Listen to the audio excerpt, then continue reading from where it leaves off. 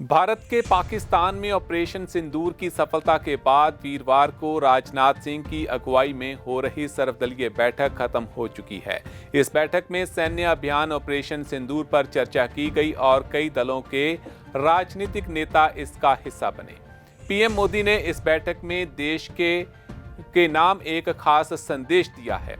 उन्होंने कहा है कि हम सब मिलजुल कर सामना करेंगे।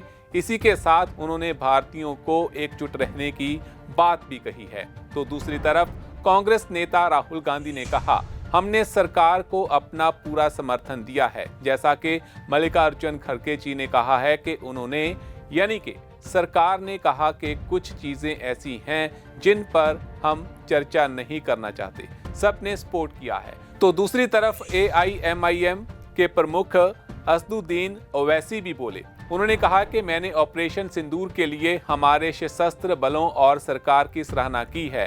मैंने ये भी सुझाव दिया है कि हमें द रेजिस्टेंस फ्रंट यानी कि TRF के खिलाफ एक अंतर्राष्ट्रीय अभियान चलाना चाहिए। हमें FATF में पाकिस्तान को ग्रे लिस्ट में डाले जाने का भी प्रयास करना चाहिए। बैठक की खास बात यह रही कि रक्षा मंत्री राजनाथ सिंह ने कहा कि ऑपरेशन सिंदूर जारी है।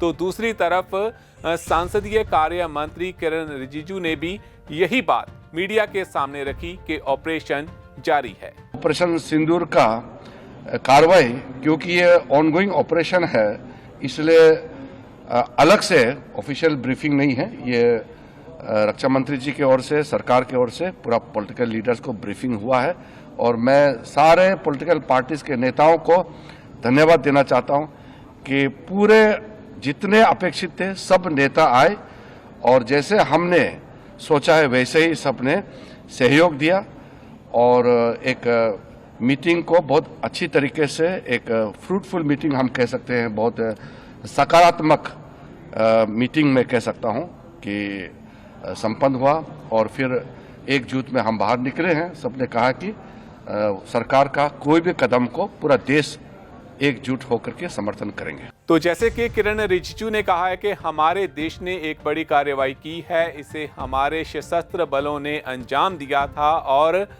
हमें सभी दलों को स्थिति के बारे में जानकारी देनी चाहिए क्योंकि ये सरकार की जिम्मेदारी है और प्रधानमंत्री ने हमें ऐसा करने का निर्देश दिया है। पूरा देश सशस्त्र बलों के साथ है। तो इस बैठक में जो बात निकलकर सामने आई है कि ऑपरेशन सिंदूर फिलहाल जारी है, इस बात का जिक्र तमाम लीडर करते नजर आए हैं। आप बने रहे पंजाब केसरी टीवी के साथ। धन्यवाद।